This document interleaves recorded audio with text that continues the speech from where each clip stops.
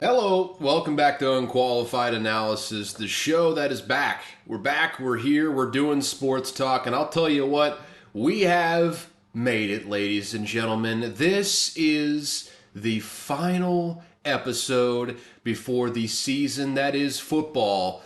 The football season, if you will, gets underway. Clap it up. Look at that echo. Listen to that echo. Man, we made it. Woo! We made it, folks. Football's back. We just had games this past weekend. Oh my goodness, it is great. We made it, folks. I cannot believe we made it all this way, all the way to football season. We got college football coming this weekend. We got NFL the following week, this Thursday.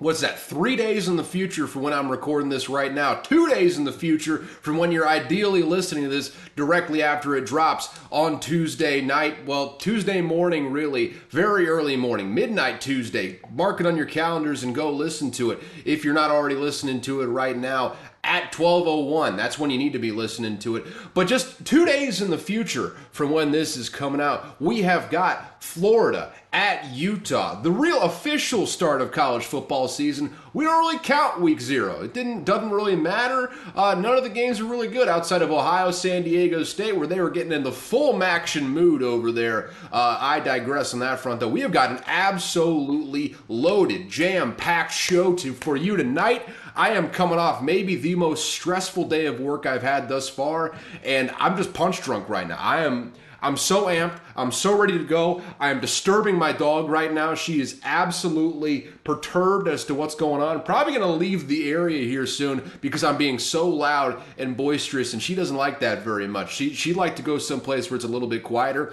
but I can't calm down because it's fucking football season, guys. I'm 2 minutes into the podcast. Already used the fuck word. I don't even care, man. Football is...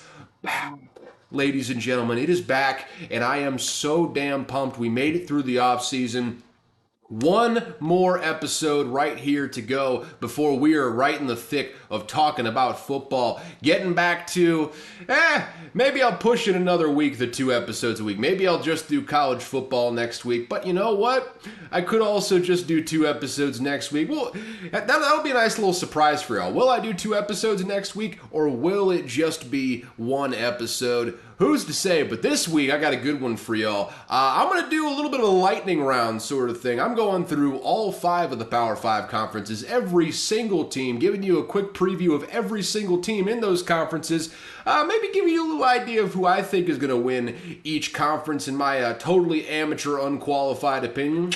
And then we'll go from there. But first and foremost, before we get to that, and hopefully that won't take me 2 hours, let's talk about a few quick headlines right out of the gate. Because there was a few things that happened over the past week in the NFL world we got to get to before we just plunge face first into football, the college football variety. Let's get her going.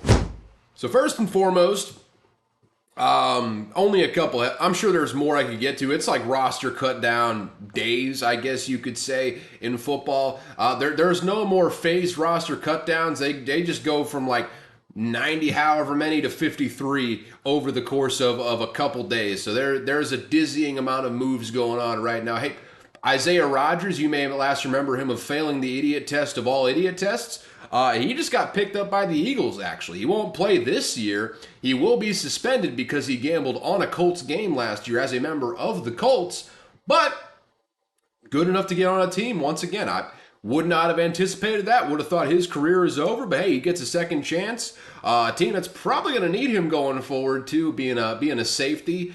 Maybe they get somebody in there next year. Maybe they don't. If they don't, they got Isaiah Rodgers just sitting there, versatile defender in the secondary. You know, assuming that he does not once again gamble on NFL games or gamble on different sports while in a facility or a team hotel on the road. You get it. He's back with a team now, that being the Philadelphia Eagles. Not a headline I had written down, but, you know, one that came across the timeline today while I was just drowning in work. Thought I'd mention it here. But one thing I did put down, Isaiah Simmons, you may remember him playing a position on the defense with the Cardinals, drafted very highly.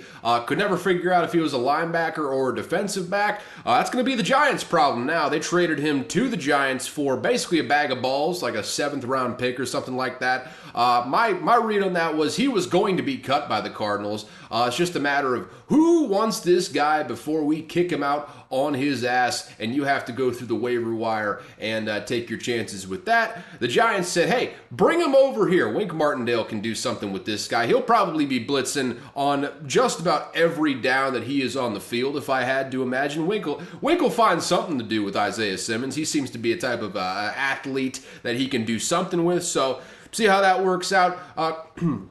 Excuse me, Cardinals are going full meltdown right now. They just cut Colt McCoy. They'll be starting either rookie Clayton Tune or Josh Dobbs, who they just traded for over the course of the week as well. A lot of stuff going on. Not a whole lot with an eye on this season. Also, by the way, Kyler Murray, not exactly a surprise, starting the season on the PUP list. So the Cardinals, I mean, trying to separate from the pack as far as earning that number 1 overall pick this year. We'll see if they can do it. The Buccaneers are going to be nipping at their heels if I had to guess off the top of my head. There you go, though. Away from the Cardinals, though. Big headline dominating thing from over the weekend. Excuse me as I just burp right into the mic, leaving me on a cliffhanger there. Ooh, excuse me. Niners traded Trey Lance, former number 3 overall pick, who they traded 3 first-round picks to trade up for, to the Cowboys for mid-draft compensation. It's a 4th-rounder in next year's draft. That puts the cap on maybe the most disastrous draft decision that did not completely tank a team. Like, you can find more disastrous draft decisions in the past. I mean, Ryan Leaf, Jamarcus Russell, RG3, that kind of torpedoed the entire organization there in Washington. It's not very often that you find a guy where you gave up so much draft capital, moved all the way up in the draft to take him, presume he's your franchise quarterback, but you still make the NFC Championship just a couple years down the road. You're a playoff team every single year with him not even sniffing the starting lineup in the back half of the season. It is incredible how much they gave up. And we're still one of the most elite rosters in all of football. A Super Bowl roster, probably could have made the Super Bowl if Mr. Irrelevant from last year, Brock Purdy, had stayed healthy throughout that entire thing. But man, what a journey for Trey Lance so far. Got a injury in practice, I believe, in his rookie year to his finger, either finger or wrist, something like that. Developed some terrible mechanical habits as a result. Had to completely break down his throwing motion and remake it, I think, a couple times in practice as well. Which gets you to where he's at now, where couldn't even be the 2nd-string quarterback. Couldn't even beat out Sam Darnold as the 2nd-string quarterback for this year. The 49ers have shipped him out to the Cowboys, and I don't know what the Cowboys are going to do with him. They already got Cooper Rush there as the backup, who's a solid backup. I wouldn't really, I wouldn't bump him out of the 2nd string role there, but I guess, get a guy like Trey Lance in there. He's a lottery pick. Hey, maybe he turns into something good, and you can, ship him out again for more assets. I don't see him supplanting Dak. Maybe he supplants Cooper Rush at some point if he develops as planned, but I don't know what you really expect from Trey Lance with the Cowboys. I don't expect much, but this does put the capstone on maybe the most terrible draft decision that did not mean a damn thing in the grand scheme of building this team into a championship contender. Wild what happens when you got Nick Bosa and Frank Warner on the other side of the ball. Fred Warner, not Frank Warner. Definitely not Frank. It's a Fred over there. Best inside linebacker in all of football in all likelihood. But I digress on that front. Also, one more thing before we get into the college football preview here. Josh Jacobs ending the most tumultuous holdout of the franchise tagged running backs. Wasn't sure if he was going to show up for the start of the season. He signs a 1-year deal, that's all you can do at this point. Can't sign long-term deals. That deadline has passed. But you can sign a 1-year deal for greater than greater than the base salary of what would have been the franchise tag. He gets a deal that's worth up to $12 million with incentives, a pretty good signing bonus there as well, and he will be in the lineup for week 1, ending his holdout at basically the entire preseason. Smart thing to do. Don't need Josh McDaniels running into the ground. Lest we all forget last preseason when Josh McDaniels showed up in town and said, "Hey Josh, we don't think you're proven enough. Why don't you play in the Hall of Fame game? You're the only starter doing it, but go ahead and play. We really value you at the running back position." Josh Jacobs didn't forget, and that's why he ran this thing all the way up until the final preseason game. Once that final preseason game is done, he's like, "Oh, okay, let's sign this thing, get this thing done, get me back into the lineup." Now the lone player left holding out, well, there's two. First off, Nick Bosa is still waiting on a deal. He's going to get a massive deal at some point here. And Chris Jones incurring massive unrevocable fines with the Kansas City Chiefs right now. He is still holding out and has said he's willing to hold out until week 8, which is very strategic because after week 8, it's not counted as a year of service, which would mean it's a year that's just void on his contract that roll over into next year. So if he wants to get this year on the books and keep playing towards the end of the deal, he'd have to come back by week 8. So he's willing to stay out that entire time if need be. I assume he has the pocketbook to pay all the fines that would come with staying out all of that time. That does not seem like a situation that has been even remotely resolved with the Kansas City Chiefs, but that is going to be one to watch, even more so than Nick Bosa, because I think most rational observers in the NFL kind of assume Nick Bosa is going to get a deal done before week 1 here, and since he's on his rookie deal, you can rescind all of those fines that he's incurring right now, $50,000 per day that he is not in camp. Keep that in mind. Chris Jones has to pay that. Nick Bosa, team can just rescind all those fines once they sign the deal. I mean, that being said, let's also remember for Chris Jones, they can't rescind the fines, but in the course of negotiations, in good faith, the Kansas City Chiefs can just conveniently include whatever amount those fines are in the signing bonus, and then that portion of the signing bonus can just go right to the league office and take care of those fines lickety-split. But there you go. There are your headlines. I'm sure there are many, many more that I missed, but we have got so much college football to get to. We got dozens and dozens upon dozens of teams to talk about. So let's get into the college football Power 5 preview. Let's go. And I might as well just have an IV of cold caffeinated carbonated beverage directly into my veins right now. We are less than 15 minutes into the podcast. I have already cracked open a can of my choice caffeinated beverage who does not pay me, because no one pays me on this podcast. I'm a free man. That's the positive spin on that right there. But I digress. Hopped up on caffeine. We are going through the Power 5, each conference, each team, alphabetical order of the conference, not the team. We're going kind of by standings on the teams.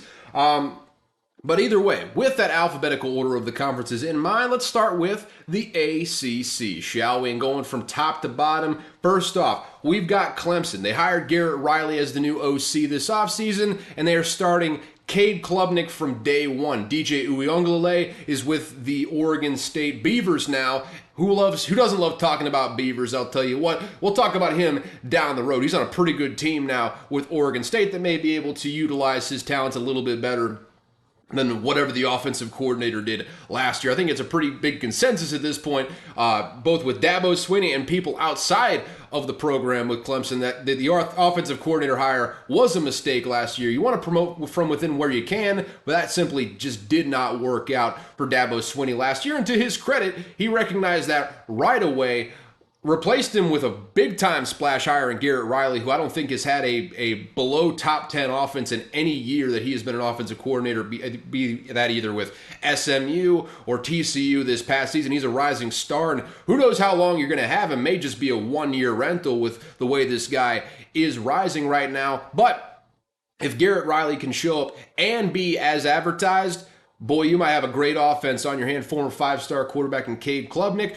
Questions at receiver, but always got talent on the defensive side of the ball. Clemson's going to be right there competing for a playoff spot once again, if I had to imagine. Second up in the ACC, we got Florida State. Best team they've had since Jameis was there, bar none. And there were people trying to run Mike Norvell out of town. Did not look good to start the year last year, but boy, did they go on a tear. They got Jordan Travis back for the 17th year down there in Seminole land. They got Keon Coleman out of the portal from Michigan State, best receiver on that team last year. Also a basketball player for Tom Izzo's Michigan State team.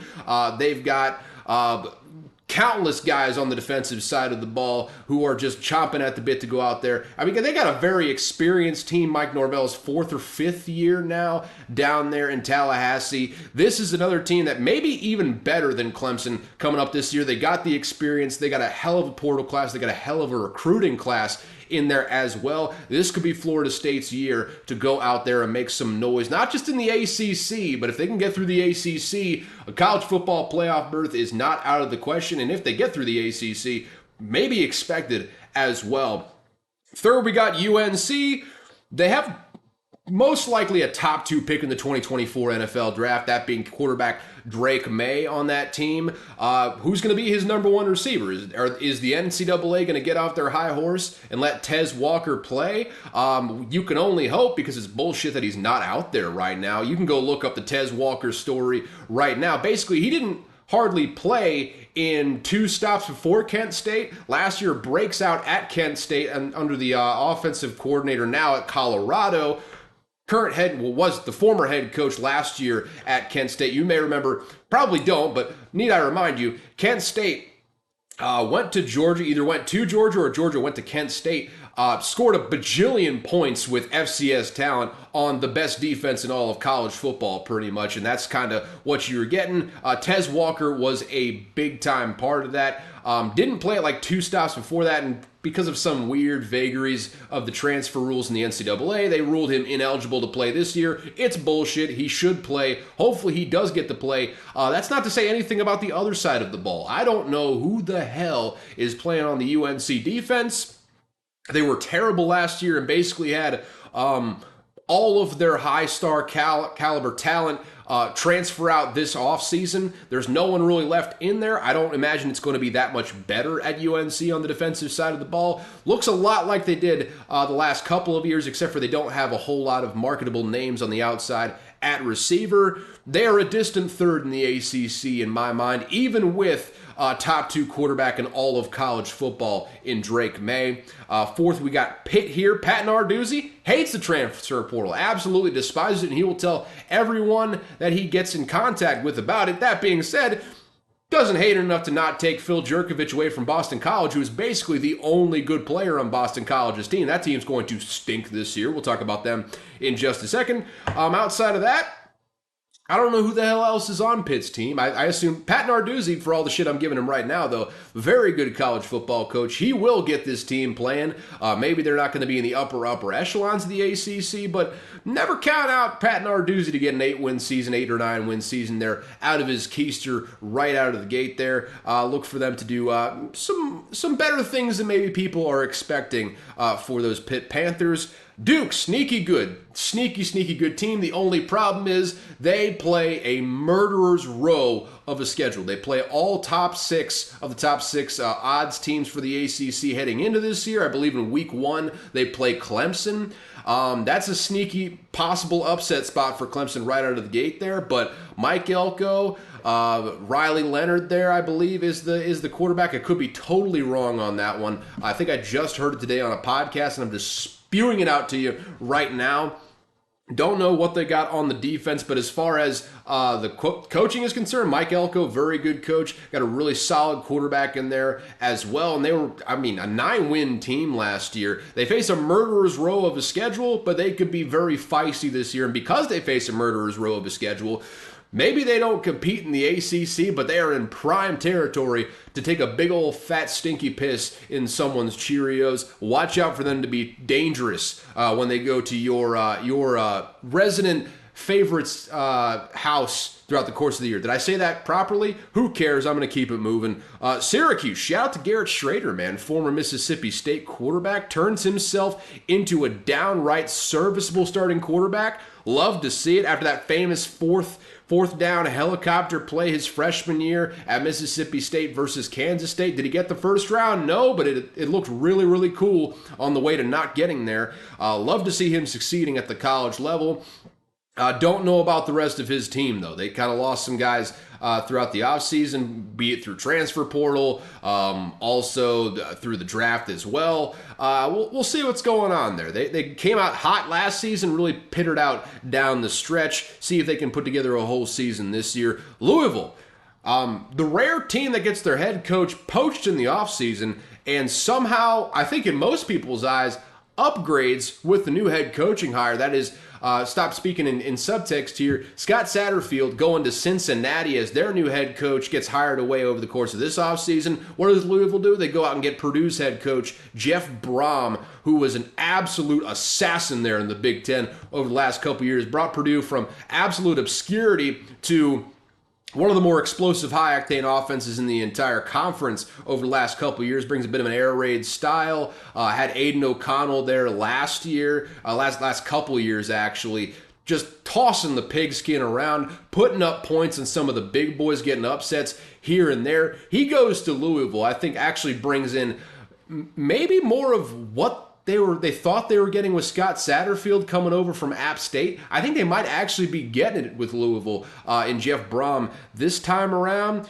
And they have an easy, the cupcakeest of cupcake schedules. They play absolutely no one this year, and they are an outside shot to win the ACC, or at least get to the ACC championship. Based on that alone, they have an easy schedule this year. Watch out for Louisville to maybe not be getting ranked very highly because of that easy schedule, but start reeling off wins here early and often. I like what Jeff Brom is doing over there. I like Jeff Brom as a head coach in general. Interested to see what Louisville does over the course of this year. NC State, they lost Devin Leary to the portal.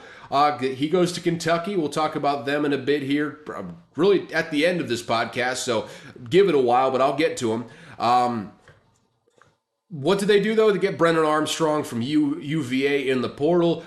Really just dealt a death blow to UVA. They are going to be a god-awful team this year. We will talk about them in just a minute or two. But I see NC State being roughly similar to what they've been over the last several seasons. Inconsistent but okay offense, solid defense on the other side. 8 wins, maybe 9 wins if they get lucky here and there. I think they're an okay team. Not going to be punching up to the big boys weight class. I'll tell you that right now. Wake Forest, man. Oh, man. The cupboard is empty. Absolutely bare. Sam Hartman, you just saw him scoring a bajillion touchdowns against Notre Dame this past week, or with Notre Dame. He scored a bunch of touchdowns against Navy this past week. That's where he transferred over the course of this offseason. A.T. Perry goes to the NFL, and they have got absolutely no one there right now. Wake Forest might be one of the worst teams in the ACC right now, and I hope all the best for them. Nothing but peace and love, hopefully, going over there. The censor, I'm not going to read that out loud. I'm not going to read that out loud right now. That's a text that can't be read out loud. I'm in broadcast mode, so I can't respond to that. But Wake Forest, just take my word for it, probably not going to be good. If they made a bowl, it would be an absolute miracle after all they've lost over the course of this offseason. Georgia Tech, not good. Not good, guys. I don't think I need to say anything more except not good. They haven't been good for a while. They won't be good this year. End of story. Let's move on to the next one. Miami parted ways with both coordinators over the course of this offseason, but had a monster portal and recruiting class, bringing some good contributors on both sides of the ball. They got an absolute monster true freshman 5-star tackle in Francis Malago, who will start from day one. He's looked like an absolute freak so far from the offseason things that I've been hearing from basically just Josh Pate. I don't have any connections in that world, but Francis Malago, listen to that name. He's going to be jumping off your screen right away. You're going to be surprised that he's a true freshman because he's a massive, massive human being. And they got a very good offensive line there. Mario Cristobal seems to be putting something together. They got a long way to go from where they were last year. I think finishing 5-7. Look for them to maybe go like 8 wins, 8-4 throughout the course of the regular season. See what they do in a bowl from there. I think they will be. They will not be as bad as they were last year. Josh Gaddis was a mistake hiring at offensive coordinator. Frankly, I don't know who they have in now. Sue me. I'm not very good at keeping tabs on who the coordinator hires are there down in Miami, or most places for that matter that aren't Mississippi State, but they should be better than what they were last year, only improving. I mean, again, I kind of subscribe to the notion that, and call me a crazy person, but I think you give a head coach 3 years to see what they're doing. 3 years, think about it, get your first class in, first year. By that third year, those guys are juniors. They should be rising up into the starting lineup, and then you can kind of see what you got there. I say give Mario Cristobal 3 years before we start passing judgment, and I'll just leave it at that. I think they're going to be an okay team this year. I don't think they're going to be competing for the ACC title or anything like that, but I think they'll be a solid 8, maybe 9-win team throughout the course of this year. Virginia, at least you got basketball, man. I mean, only good offensive players have been poached throughout this offseason, so good luck to you. Hope you get a win or two this year. Boston College, I mean, Boston's a cool town full of fun, but, aggressive people. Take solace in that because your football team's going to stink this year. And with that, that's the ACC. If I had to guess, I mean, obviously it's going to be either Clemson or Florida State if you're guessing right now. My lean is toward Florida State just based on the experience on both sides of the ball.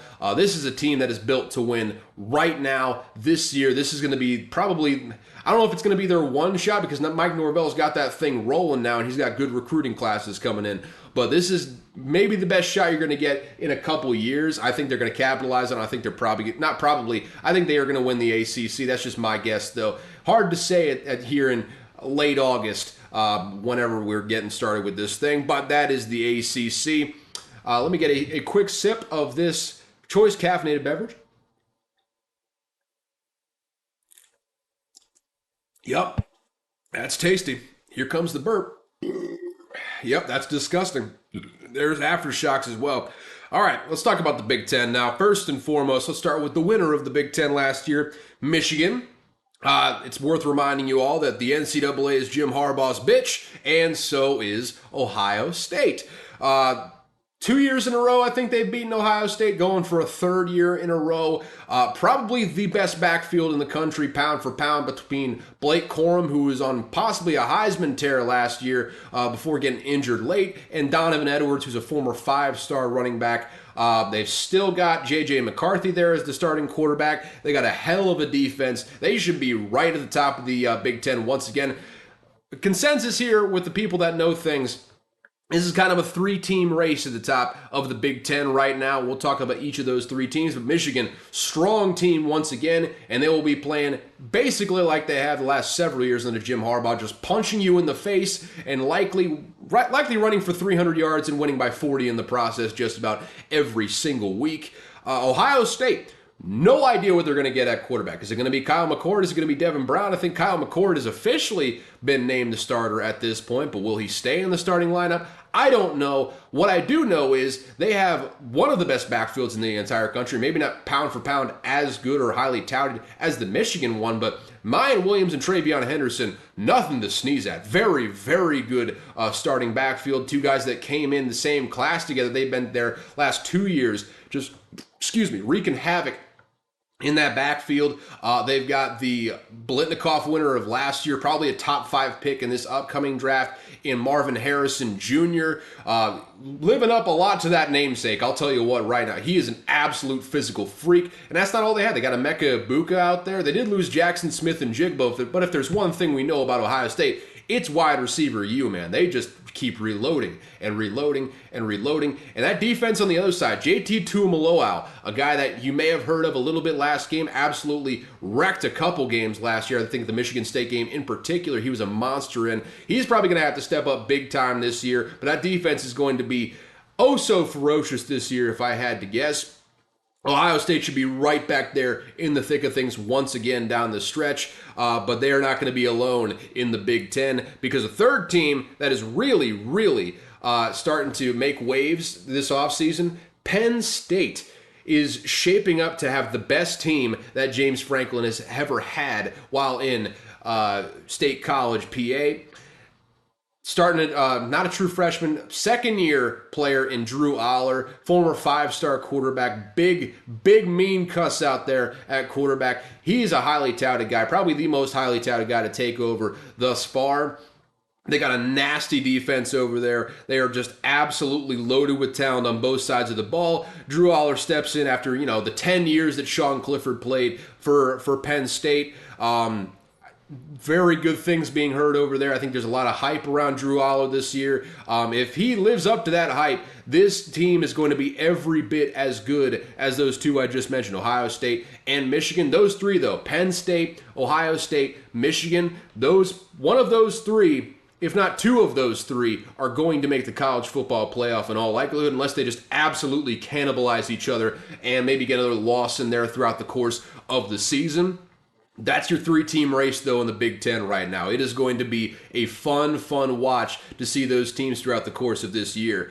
Purdue lost Jeff Brown, like I just talked about, to Louisville. Aiden O'Connell is now Jimmy G's backup with the Raiders. So prepare for pain. That's pretty much the only thing I can say. If they make a bowl, it'll be a miracle. That's really all I have to say about that. Illinois, Brett Bielema is back in the Big Ten. Bielema ball is back in full swing, but they lost a bunch of players to the draft on both sides of the ball. Got Luke Altmaier, I think his name is, former Ole Miss QB that didn't stick at Ole Miss.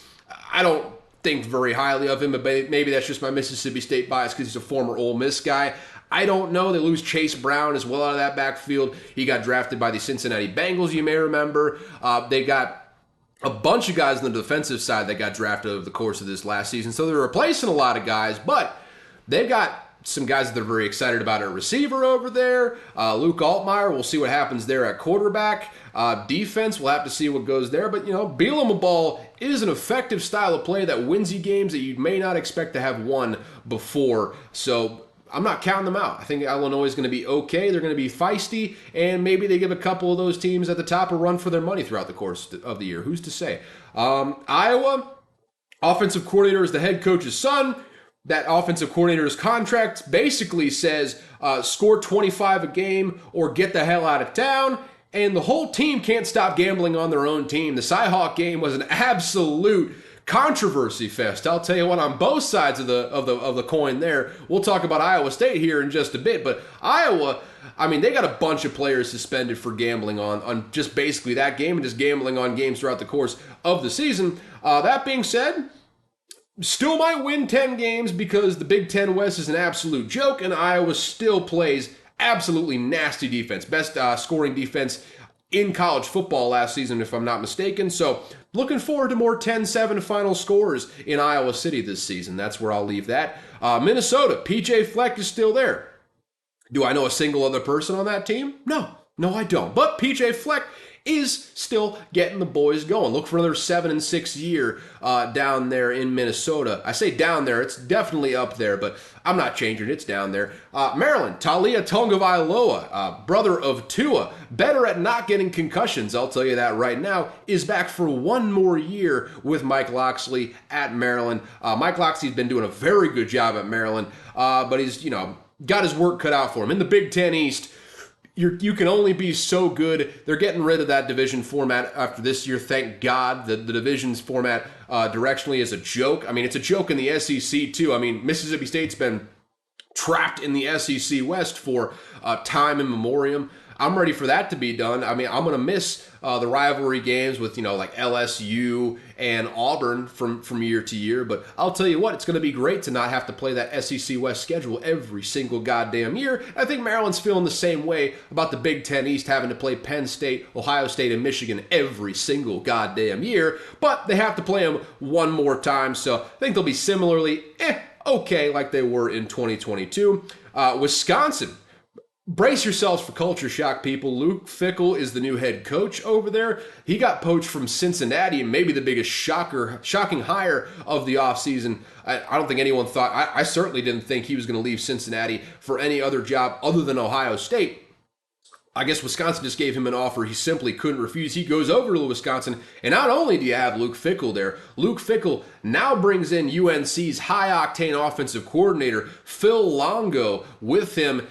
Plug in former SMU quarterback Tanner Mordecai for his 11th year in college football, and this offense is going to look dramatically different from the Paul Chryst era. I can guarantee that right now. It's not going to be ground and pound, 3 yards in a cloud of dust every down. It's still going to be physical just because of the personnel they have, but I expect a lot more downfield shots, expect a lot more explosive offense. If you watched any of Phil Longo's offense at North Carolina, you understand that this offense is going to be a fun thing to watch if they can do it the way that Phil Longo wants them to.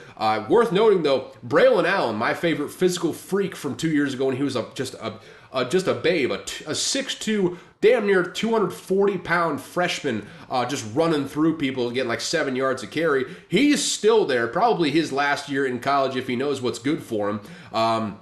Should still feature heavily in the backfield this year, which is why I think they're still going to have a big physical element. You'd be stupid not to with having Braylon Allen in there, and with just being first year out of the Paul Chryst era, has to be a little bit of easing into that new way of life, if you will. But expect a lot more explosive play from that offense this year. This Wisconsin team is going to be one of the big question marks throughout this year, and I am excited to see what they put out on the field this coming season.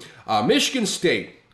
Boy, have things gone downhill for Mel Tucker since he signed that $95 million contract before last season. Had a terrible year last year, bad defense, and all they did this past offseason was lose their starting quarterback Peyton Thorne and best wide receiver Keon Coleman, their two best players on offense last year, to the portal after spring ball, no less. They were on the team for spring ball, then that portal period opened up after spring ball. Both of them got out of there.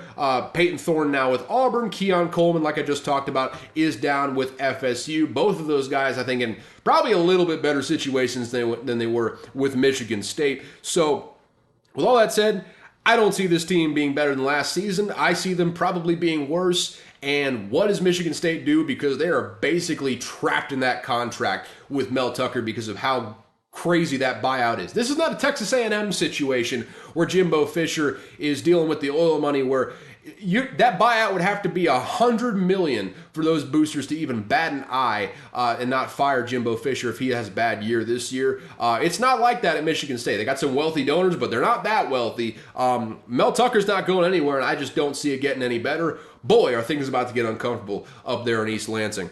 Up next, we got Indiana. Can't even name a single player on this roster, not even going to lie.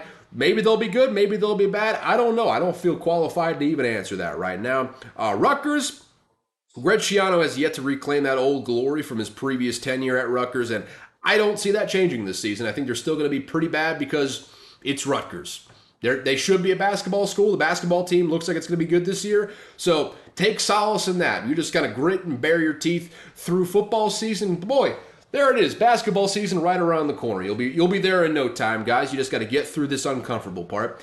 Nebraska, good news is you got Matt Rule, who I think will eventually get this team competing with the big dogs in the Big Ten. I think he's shown that time and time again, whether it be with Temple or with Baylor before that. We can just forget about the Carolina Panthers because that's pro ball. That doesn't even count. Pro ball doesn't matter when it comes to a college football head coach's acumen at coaching college. Just look at Urban Meyer, absolute psychopath that could win games in college, absolute psychopath that no one liked in the NFL and lost every single game basically that was worth a damn.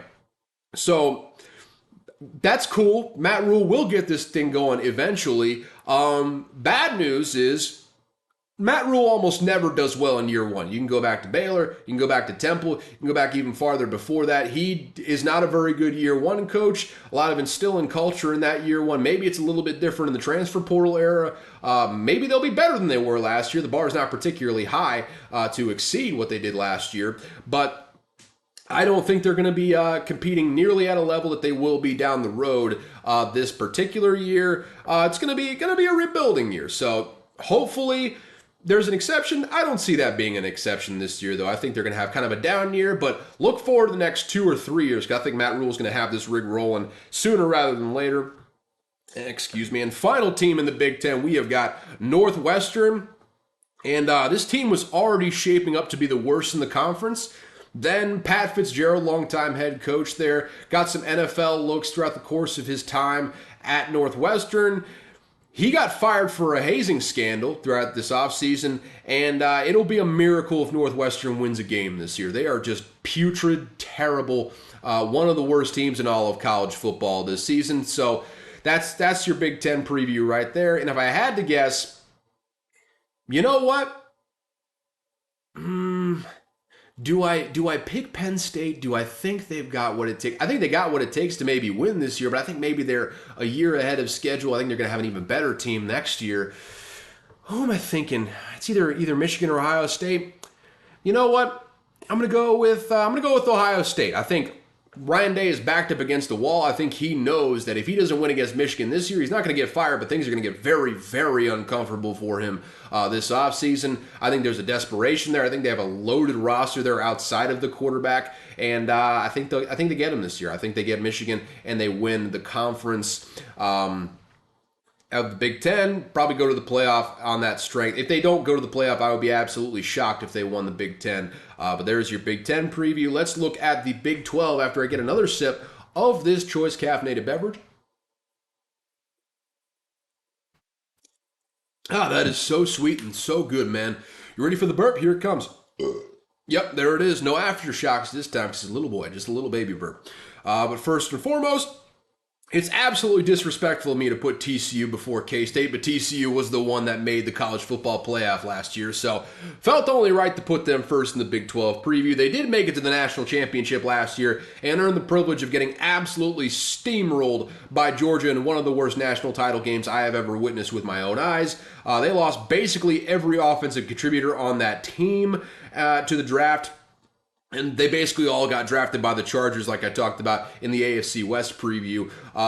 Basically, all of the Alabama castoffs they got in the transfer portal. But 8-4 would be a big-time success for them this season in my eyes. They got a lot of stuff to replace. In the Big 12 is just such a competitive conference. They got so lucky. They were a lot like the Vikings of college football last year, where they got so lucky. And a lot of it was obviously good coaching from Sonny Dykes down there, putting them in situations to succeed. But a lot of it was just pure, straight up, pulling it out of your ass luck that you can't just replicate year over year. I don't think TCU is going to be as good as they were last year, but that's not really a shot at them. That's just kind of how great they were last year, just winning close games. It'll probably be a down year, but that's not a bad thing in TCU. You still got a very good head coach, and you're building something down there at TCU. You take solace in that fact.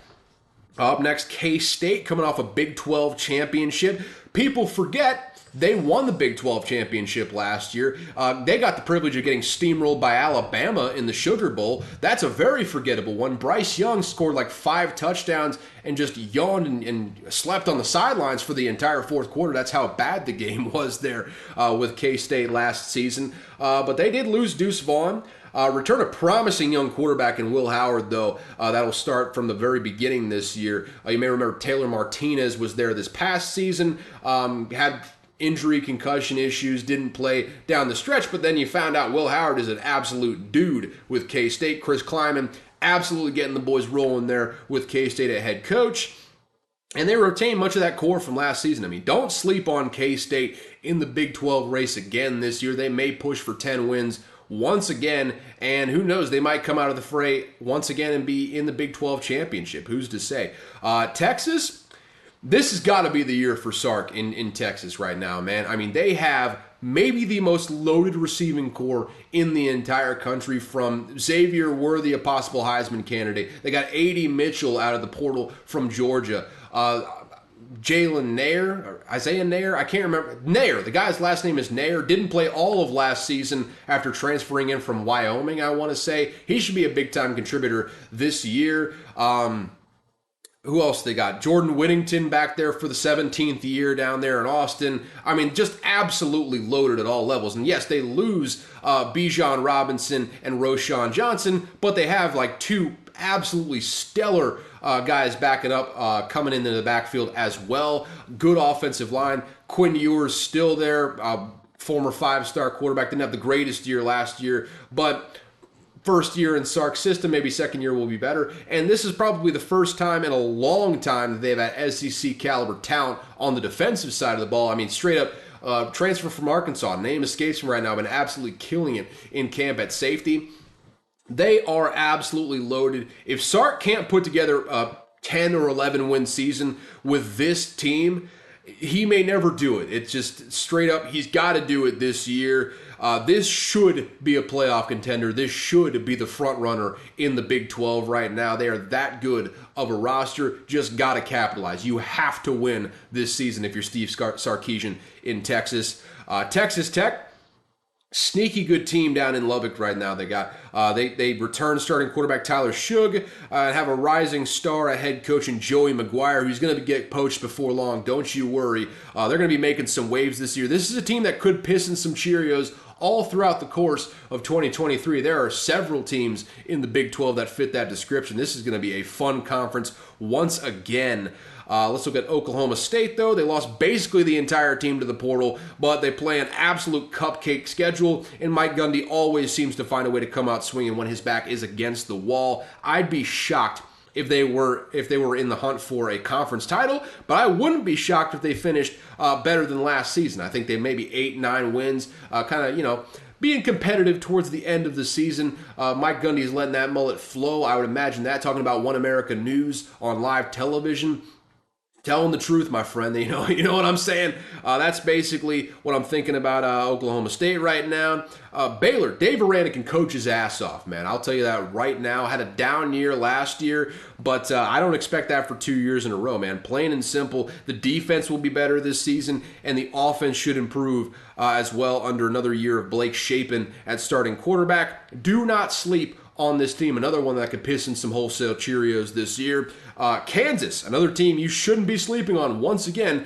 Running back Devin Neal, preseason Big 12 Player of the Year, quarterback Jalen Daniels, both returning after a hot start to last season. If Daniels can stay healthy this time around, because he did get injured last season down the stretch, which kind of, derailed their hot start to the season, this could be another team that makes another bowl appearance, could be even better than they were this past season. Watch out for the Jayhawks. Not a phrase you're ever going to hear me say probably again. Lance Leipold's got the boys playing with Kansas City, not Kansas City, just Kansas right now. Kansas, what a great state for football right now between the Chiefs and the Jayhawks, and Kansas State for that matter at the moment. Corn and football, that's what's going on there in the state of Kansas. Oklahoma, boy, are things going to get loud for Brent Venables if he can't get this rig rolling in 2023. The defense was terrible last year, ranked in the hundreds. Offensively, they were good, but Dylan Gabriel couldn't stay on the field for portions of the year. They signed a good recruiting class and brought in some good pieces in the portal, but this should be a bare minimum of 8 wins. Otherwise, the temperature gets turned up very, very high on that seat for Brent Venables. Watch for Oklahoma to make some waves this year. They probably have the most talented roster in the league outside of Texas. If it all shapes out, those should be your top 2 teams, but we'll see. Oklahoma's bad last year, so there's no guarantee of that whatsoever. West Virginia, I have no idea how head coach Neil Brown still has a job, but I'm willing to bet money that he won't by the end of the season, and I'll just leave it at that. Iowa State, well, they were bad last season, and apparently the in vogue thing to do in Iowa is gamble on the Cyhawk game, which, Iowa State did as well. They won't have their starting quarterback Hunter Deckers for the entire year because of that. So they'll be, without that starting quarterback, and their best receiver, Xavier Hutchinson, went to the league. Did not gamble, just went to the league last year. So Matt Campbell's got his work cut out for him this year, but he's a damn good coach. If anyone can do it, he can find a way to make some waves, and like I've been saying the last couple of minutes here, pissing some Cheerios along the way. Cincinnati, they made possibly the most questionable hire of the offseason at head coach, getting Louisville's head coach Scott Satterfield after Wisconsin poached Luke Fickell from them. They basically lose every contributor from last year's team and are now entering a Power 5 conference, so it's going to be an uphill battle for Cincy this year. I do not expect them to be very good at all. UCF, this may be my dark horse to win the conference overall, man.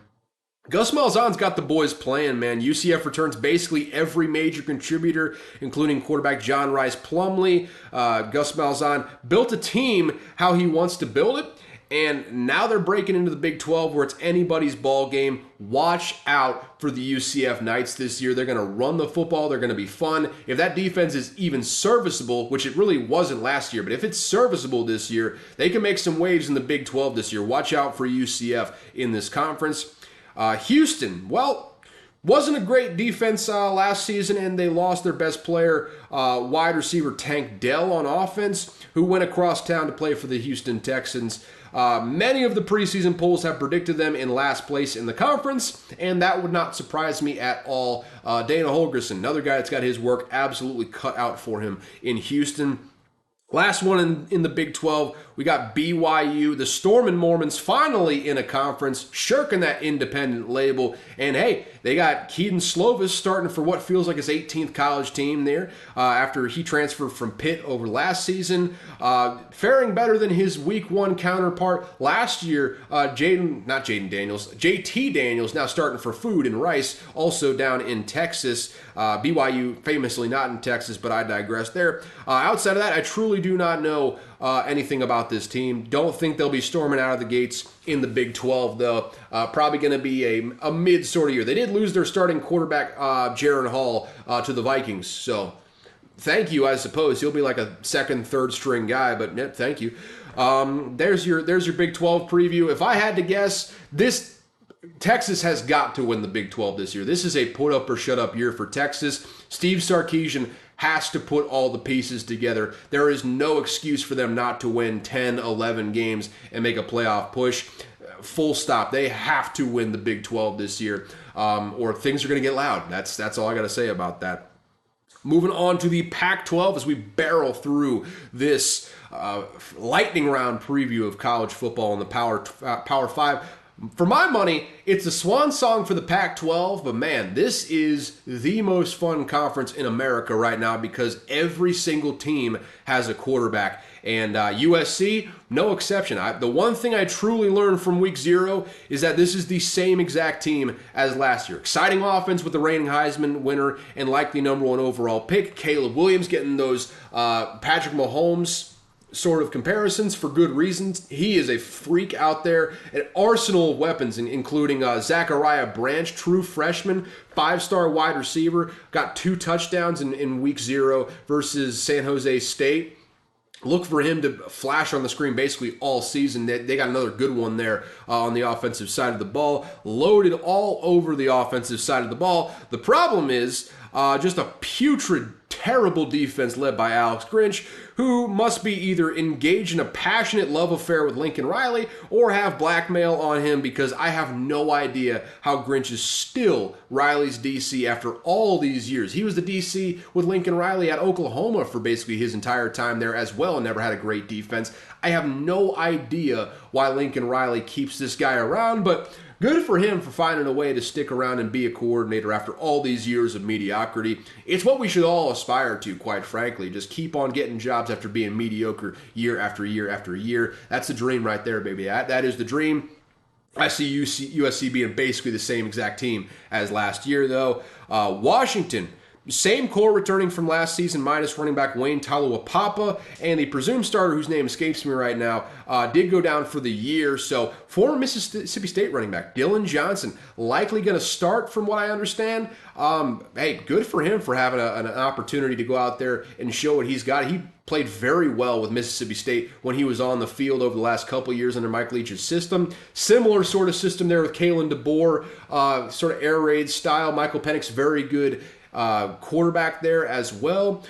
Looking forward to seeing Dylan Johnson play some meaningful snaps, man. I mean, good for him landing on his feet after transferring out of Mississippi State. I hope for the best for the guy, man. I understand why he was out of there after Mike Leach unfortunately passed away. Hate to see it, but Love to see him land on his feet. But, I mean, they got quarterback Michael Penix. They got wide receiver Rome Odunze, who led all of the Pac-12 in receiving last year. The question with basically every team in the Pac-12 is going to be defense. But that offense, no questions there, man. Michael Penix might be the third QB off the board in this coming draft as well. Like I said, every single team, it feels like in the Pac-12, has got a quarterback in some way, shape, or form. It's going to be a fun year in the Pac-12. Moving on, we got Oregon. That was the last of my notes that I put down here, folks. So we're just firing at the hip right now.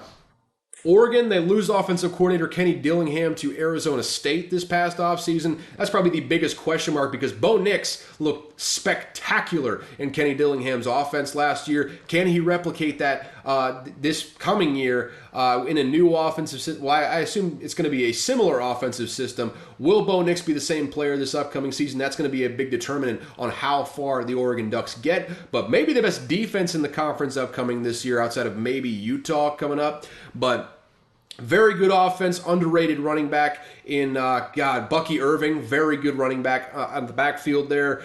Good receivers, good defensive line. Oregon should be right there at the top of this conference. Hopefully, you would assume being in the conference title game and pushing for a playoff spot when it's all said and done. I like Oregon this year. Utah, Cam Rising back for his 15th year in college football. Will he start week 1?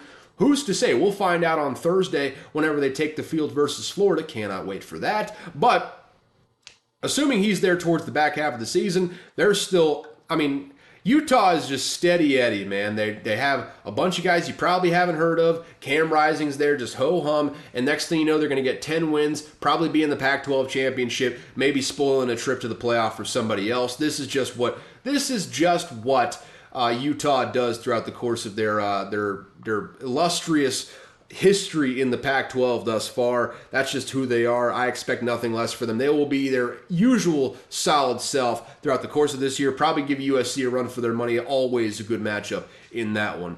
Oregon State. They were the recipient of a transfer quarterback by the name of DJ Uiagalelei from the Clemson Tigers last season. He'll step in as the new starting quarterback there. Very good offense there from John Smith. That sounds like a fake name.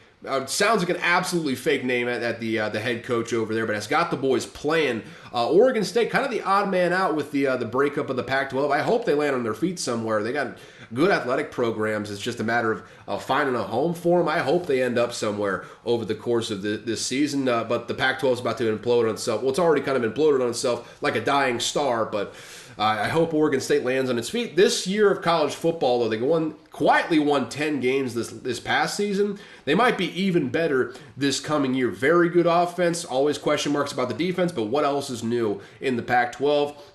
Watch out for Oregon State. They should be good this year. UCLA, questions at quarterback now that DTR is with the Cleveland Browns. That being Dorian Thompson-Robinson for the uninitiated. Thank you for showing up. Thank you for paying attention. It's either going to be they got an incumbent there. It's been with Chip Kelly for the last several seasons and then not started behind Dorian Thompson-Robinson. Dorian Thompson-Robinson. Yep, that's the name. I just stumbled over it once again, but I digress on that front. It's either going to be the incumbent guy that was the backup the last couple of years. They also got Colin Schley, the quarterback at Kent State this past year. He might start some games. They also got a very highly touted true freshman quarterback. Jesus Christ, his name was just in my head. What's his name? UCLA quarterback. Oh, goodness. I got to look this up real quick. Oh, UCLA freshman QB. That's right. Dante Moore. My goodness, am I a fucking idiot. Dante Moore might get some playing time down the stretch of the year. He might actually beat out anyone who is in that starting lineup. And he's probably the best quarterback that Chip Kelly has had since, I want to say, Marcus Mariota, man. It's been a long time since he's had a quarterback of that ilk, of that variety. I mean, DTR was a highly touted guy coming in. Dante Moore looks the part as well, man. This could be a very, very good quarterback down the line when it's all said and done. Watch out for UCLA this year. They're going to be right in the thick of things when it comes to the Pac-12 title at the end of this. Washington State, another odd man out when it comes to the breakup of the Pac-12. I don't know much about this team, quite frankly. They've got a solid incumbent quarterback. Good enough team. Probably going to be a 7-6 ball club if I had to guess, but they'll be right in the thick of things till the very end. Maybe not in the Pac-12, but they'll be feisty if nothing else. Arizona, they've still got Jaden DeLora there starting. He's the starting quarterback. Outside of that, I don't know. They play Mississippi State very early on in the season, so that should be fun. Good times if you're interested in that sort of thing. Will they be good? Probably not. Probably not very good at all. Cal, probably going to be even worse. I mean, they were terrible last year. Don't see a whole lot of improvement in that football program this year.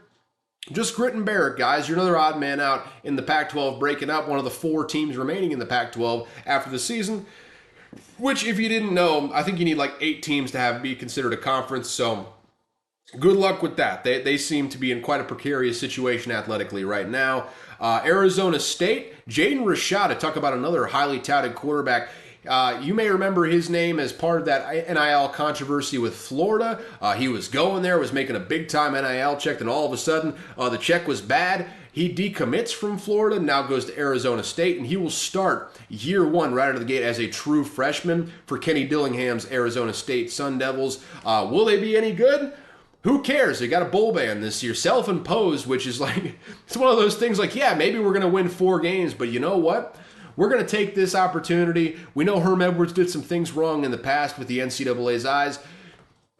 We're going to self-impose a bowl ban. You guys don't have to do it. You don't have to call us heroes. We know we're heroes, but we don't need you to say it. We're going to self-impose a bowl ban. See what the NCAA thinks about that. But hey, Arizona State, going to be interested to see, if nothing else, what Jaden Rashada does in his first year as a starting quarterback right out of high school, pretty much. That should be fun to watch. If nothing else on that team, that should be fun to watch. Stanford, who the hell even knows, man? They're terrible last year. Probably not going to be any good this year. And they're another team as an odd man out in the realignment of the Pac-12. Good luck. 1 or 2 wins. Don't see a whole lot else happening there. And maybe the most intriguing team that's not going to do anything in the Pac-12 this year, Colorado overturned like 70% of the roster through the transfer portal. Unprecedented movement in the transfer portal this year. And, I mean, it's basically exactly what Deion Sanders wanted coming in from Jackson State this coming year. Get rid of the one-win stink off the program.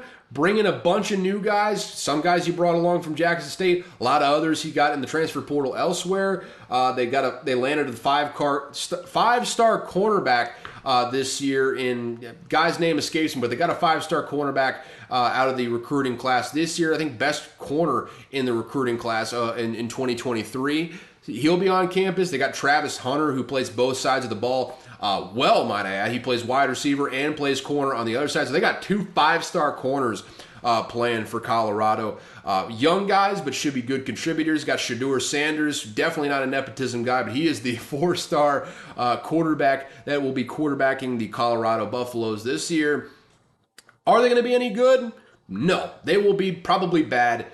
If they win 4 games, that'll be a success. If they get to a bowl game, that will be, pop the champagne bottles. They are going to be partying if they get to 6 wins this year. But that should be your expectations for Colorado. I think Deion Sanders gets this rig rolling at some point, but temper your expectations on the initial runway here for Colorado. That's what I got to say about that. And if I'm predicting the conference, man, I just don't feel good about USC winning this conference. And after seeing what they did in week 0, I just don't think they got the horses to do it. Give me Oregon, okay? I think Bo Nix is going to be damn good this year. I think they got probably the best defense outside of Utah in the conference. Give me Oregon to win the Pac-12 this year and possibly make a run at the college football playoff. With that said, though, let's talk about the best conference in all the land, folks, the SEC. And I'm not just saying that just because I root for a team in the conference. It is an objective fact. The SEC is the greatest conference in all of college football. But before we get to that, another sip of my choice caffeinated liquid.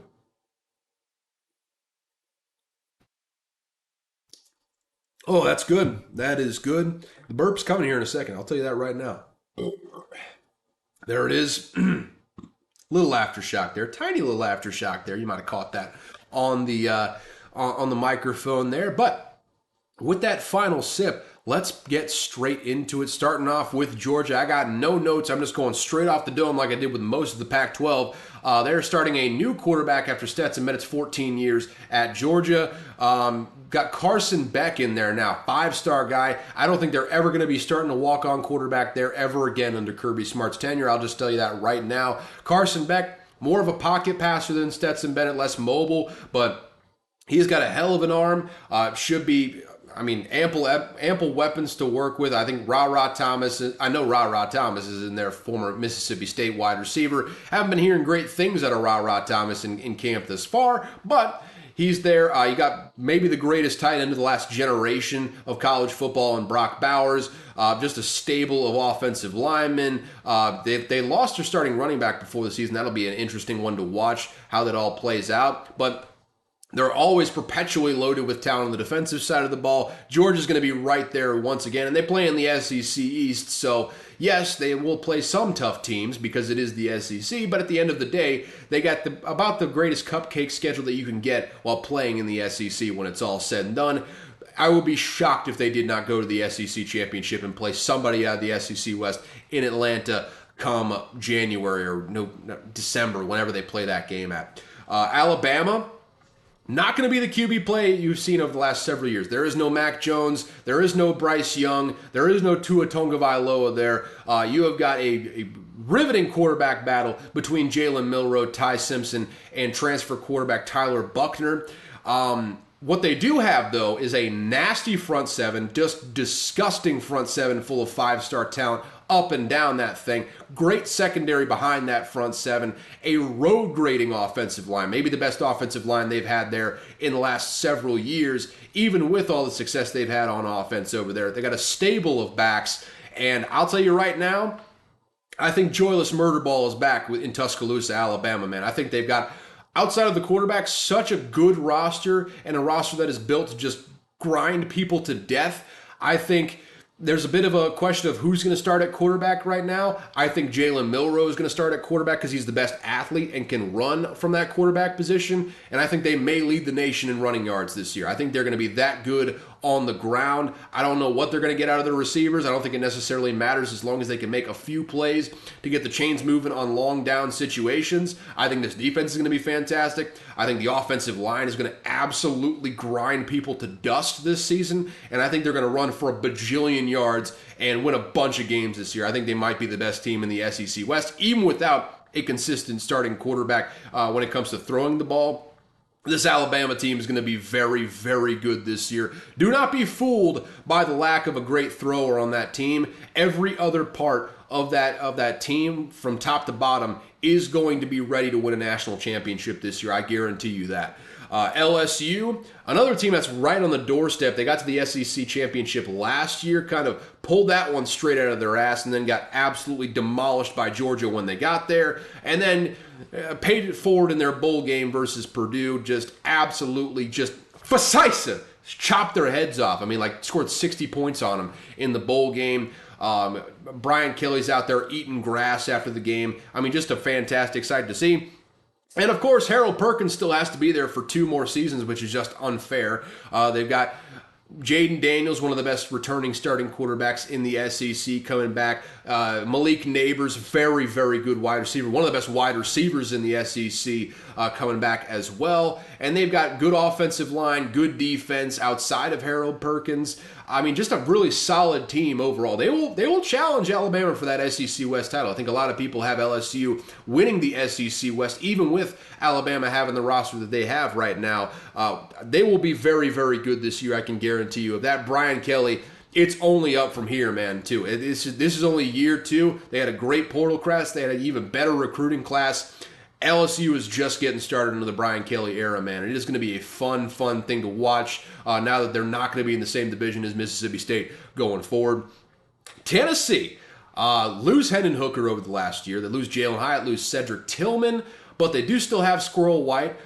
They do have another guy whose name escapes me that returns from last year, but was also very good. I mean, they're going to be loaded with receivers from here until the end of time just because of the style of offense that Josh Heupel plays. Very, very attractive for a wide receiver to come in and play.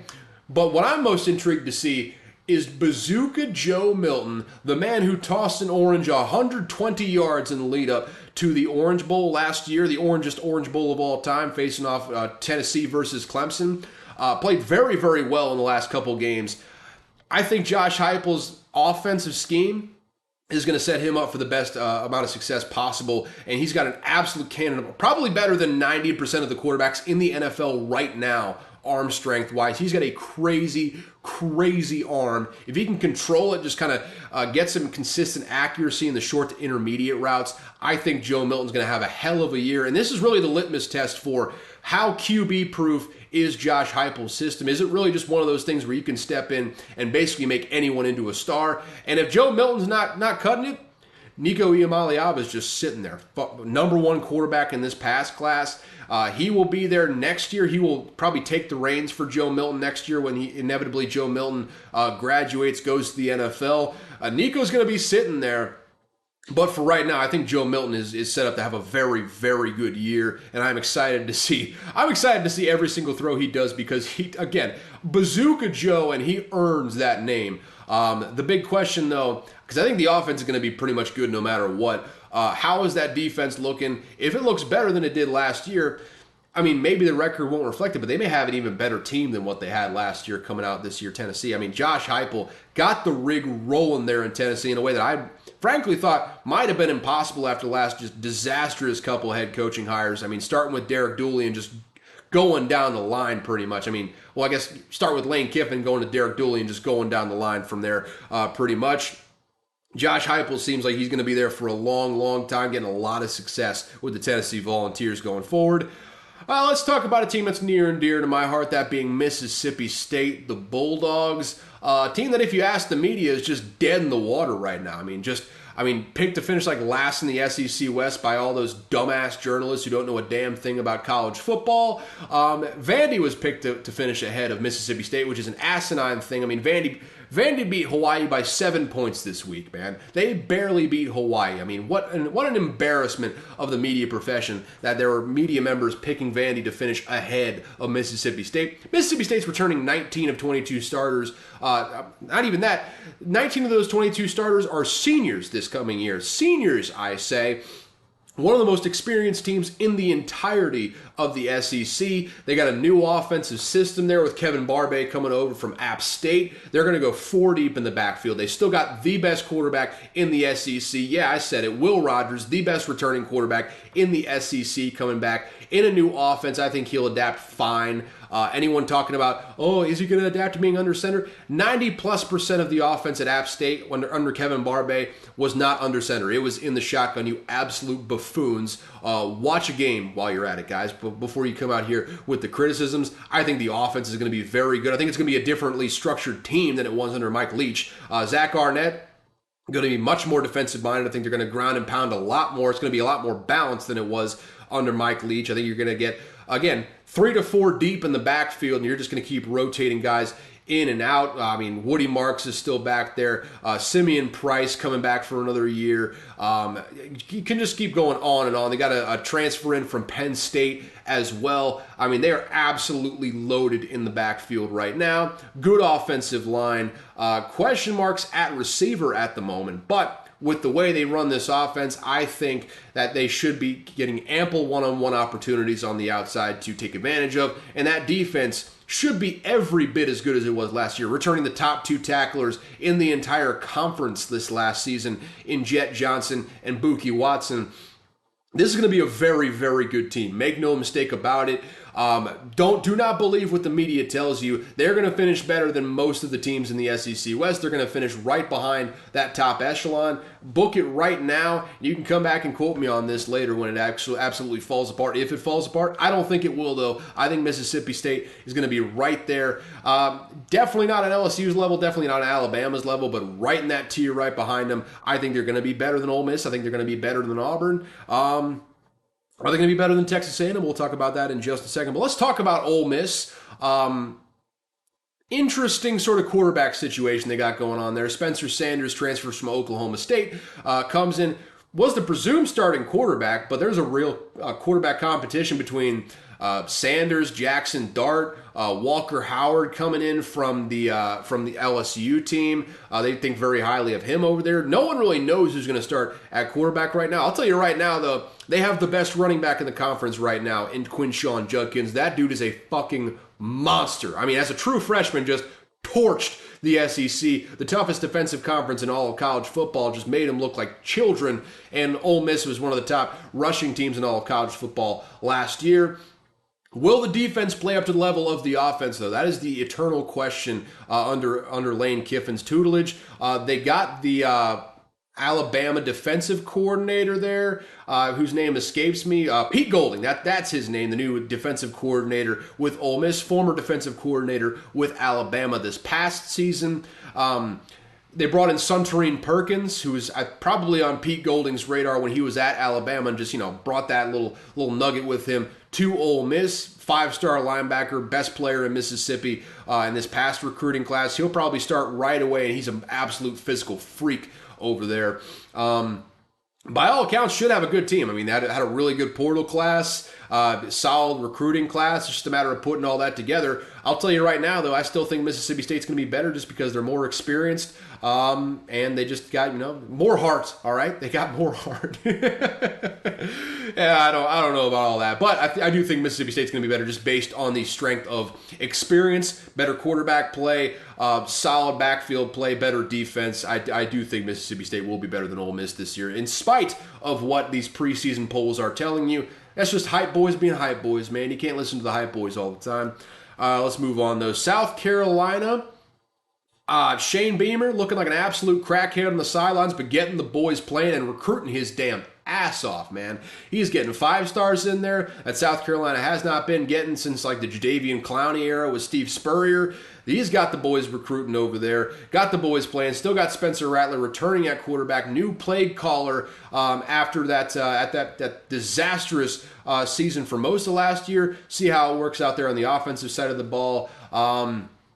Trying to think who else they got in there. I mean, they got a really solid sort of roster overall. The problem is they play in the same division as Georgia, so they're not going to win that division. They could be feisty, though. Watch out for that North Carolina-South Carolina matchup this weekend. That should be a dandy of a matchup. I expect a lot of scoring in that one just based on the merit of Drake May being on one side and the North Carolina defense being on the other side. That's really all you got to know there. But look for South Carolina to be kind of on a similar level to what they were last year. Shane Beamer's got that program moving in the right direction, though. I like what he's got going down there in South Carolina. Big question mark. Will Dowell Logans do well as the offensive coordinator? Yet to be seen, but we will find out very soon in the season. Excuse me, just got to rumble out a burp there real quick, and then we'll just keep it on moving. Kentucky. Another team that, always seems to fly under the radar, but, just ends up with 8-9 wins in a given season. They lose Will Levis this past offseason, but is it really that much of a loss? Who's to say on that side of things? They replaced him with an objectively better college quarterback, though, I'll say, in Devin Leary, coming over from NC State. The offensive line can't be any worse than it was last season. I'll tell you that right now. Jesus Christ, I can't think of the name right. Will Levis, I just said it, and I couldn't think of it there for a second. Will Levis just got absolutely killed behind that offensive line last year. Should be improved from what it was last year. The defense always seems to be on the cusp of doing great things there with Kentucky. They were probably the second best defense in the entire conference last year, and I expect a similar sort of output this coming season. Again, not as good as Georgia, but should be good enough to be feisty throughout the course of this year. Watch for Devin Leary to have a big year down there in Kentucky. Probably his last year of college football before he goes off into the NFL. Arkansas. If you believe Arkansas fans, they got the best quarterback and the best running back in all of the land in Rocket Sanders in the backfield. Tried to give myself time to think of the quarterback's name because it just absolutely just slipped from my mind, man. I got to look this up. I'm going to feel like an absolute idiot when I see this name because I can hear it on the tip of my tongue who the starting quarterback is. Starting quarterback, yes. KJ Jefferson, Jesus Christ. Again, I am an idiot. Absolute idiot. KJ Jefferson, solid dual threat quarterback there. Loses Kendall Briles, so that's going to be a big-time question mark. This will be the first season with Arkansas that KJ Jefferson has not had Kendall Briles as the offensive coordinator. Had a couple really good years under Kendall Briles. We'll have to see what this new era has in store for him. But does still have Rocket Sanders, who may not be the best running back in all of the SEC, but a very, very good running back, a guy that's going to be drafted in next year's draft if he comes out. And KJ Jefferson, very, very good quarterback as well. The question after coming off of last season is, how is that defense going to do? All they did was lose players this offseason pretty much, and I don't know. They gave up a bajillion points to Kansas in the bowl game this past season. I don't see the defense being much improved over last year, but that offense should be fun. I mean, Arkansas got the makings of a very fun team. I just don't think they got the makings of a competitive team, and I think they will finish worse than Mississippi State this year. I'm just, being a homer, I'm going to frame a lot of these in the reference of Mississippi State and how they're going to finish. The media has Arkansas finishing ahead of Mississippi State, so they're wrong. I'll tell you that right now. Florida. Talk about a guy that's under a lot of pressure. Billy Napier might get fired this year if he doesn't have at least a serviceable year down there in Florida. He brings in Graham Mertz from the portal. He'll be the starting quarterback this upcoming year after they lose Anthony Richardson to the draft. Who's going to be the receiver? Who's going to be the running backs? Who's to say? They need to improve from what they did last year, though, if Billy Napier wants to stick around. Defensively, will they be better? Dude's got his work cut out for him, and I'm skeptical to say the least. They have a tough road test in week 1 going to Utah. Not only going across 2 time zones to play in Utah, but going up to elevation in the high desert, probably close to a mile high of elevation there. I mean, it's going to be an absolutely lit atmosphere there in Salt Lake City week 1, but it is about as challenging as you can get. It is as challenging for Florida this year as the Utah trip to Florida was last year. I'll say that right now. It's going to be a dandy of a game on Thursday night, though. Tune in because it's going to be just fun for the entire family. Leave the kids at home, though. This is going to be a fun one. There you go. Florida, I don't have high expectations. Their win total is set at 5.5 for a reason. Billy Napier got his work cut out for him down there in Florida. Missouri, Elijah Drinkwitz has put his foot directly in his mouth on several occasions throughout the course of this offseason. Sound like a nerd on a lot of occasions, but I'll tell you what, dude's been recruiting his ass off, man. Got a 5-star defensive lineman over the course of this past couple weeks committed there. That's not going to help this year, I'll tell you that right now, but in the coming years, Elijah Drinkwitz has got them moving in the right direction. And moving in a direction that Missouri has not been moved in really since they came into the SEC, had Blaine Gabbert for that 1 year and made some noise very early on in their SEC tenure. Has not really shown a pulse up until recently, but they got a very good defense, an improving offense. I don't think they'll be bad this year. I just don't think they'll be good enough to win the SEC East, and that's really what we're kind of all looking at here as far as what they're going to do competitively. I think they'll probably be better than they were last year, though, and they might end up having the one of the best defenses in the conference when it's all said and done. But temper expectations because it is still Missouri. I like what Elijah Drinkwitz is building there in Missouri, though. Auburn, the man is back, man. I mean, the snake oil salesman of all snake oil salesmen. And, of course, I am talking about Liberty's finest and a great head coach formerly of Ole Miss. I am blanking on the name right now. Jesus Christ. Why? Not Willie Fritz. He's down at Tulane. Jesus Christ. I got to look this up too. What is wrong with me? What is wrong with me? Auburn head coach. Who's that? Hugh Freeze. Jesus Christ, I'm a stupid fucking idiot. Hour and a half-ish into this, and I'm just it's falling apart at the seams here. Got a very good recruiting class in, though. Good recruiting class, good portal class. Got Peyton Thorne in from the portal. Brought in a couple guys from Liberty as well. I don't think they're going to be that good this year, though. I think they're going to be okay. I don't think they're going to be like bad by any stretch of the imagination. I just don't think they're going to be that great. I think in all likelihood, I don't think they finish ahead of Mississippi State when it's all said and done in the SEC West.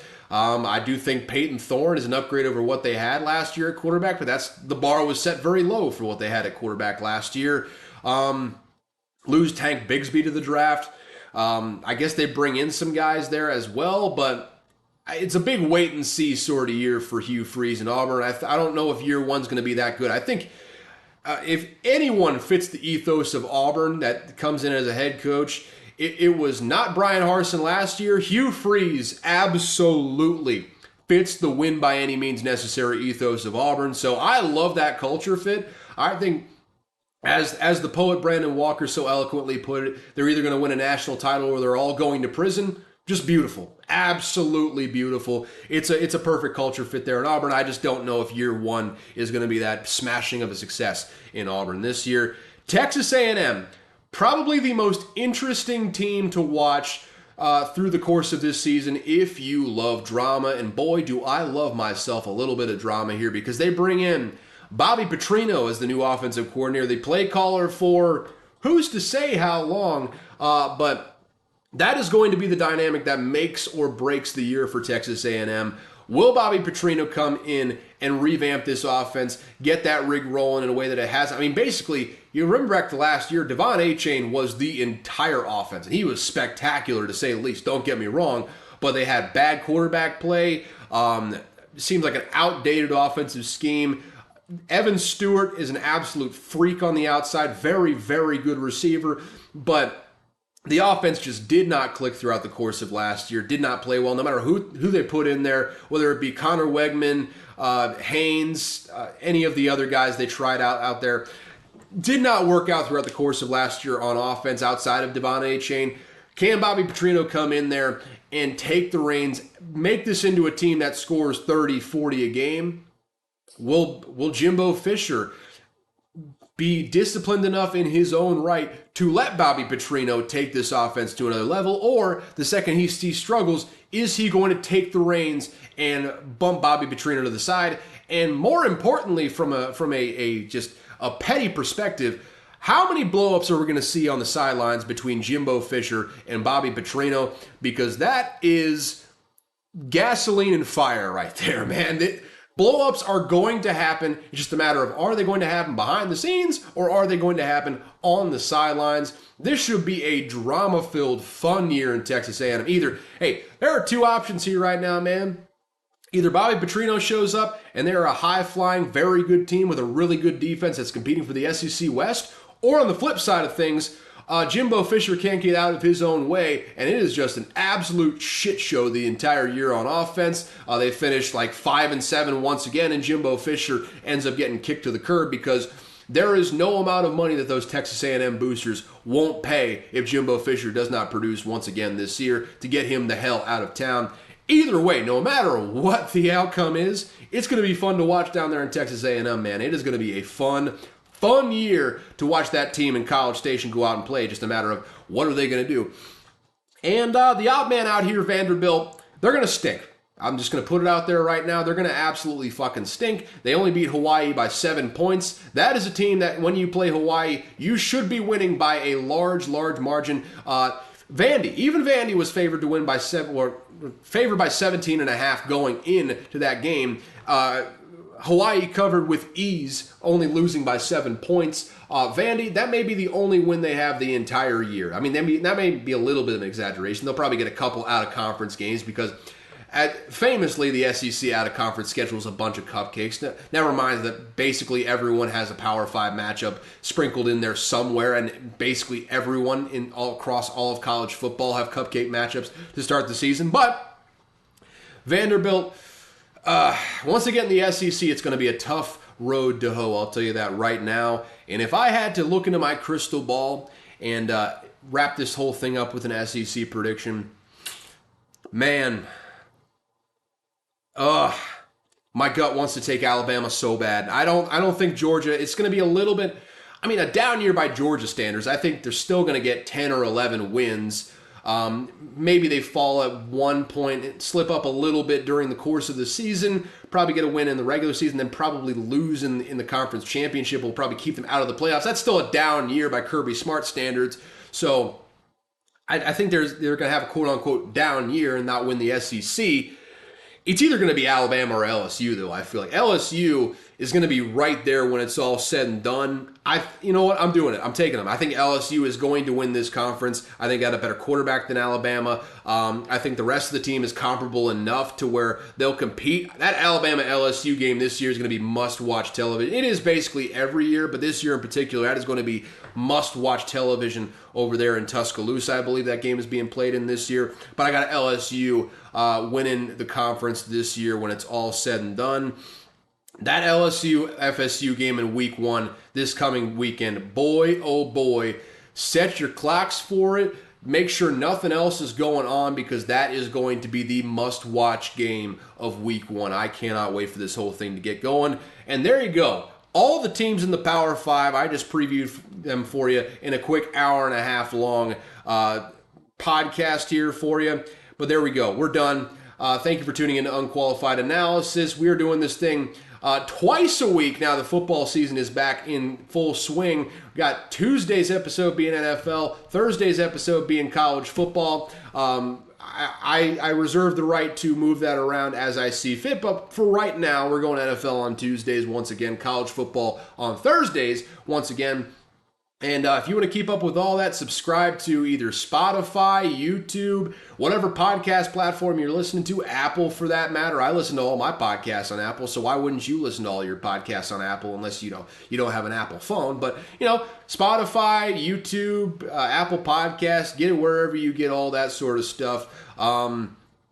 Follow me on Twitter, X, whatever the fuck it's called nowadays, at Caleb Verzak. Link will be down in the description so you have to spell my fucked up Eastern Bloc name. If you want to contact the show, either shoot me a DM on X, which I'll probably be more responsive there anyway, so just do that probably. But if you want to go the old-fashioned email route, I got an email, unqualifiedanalysis@gmail.com, unqualifiedanalysis@gmail.com.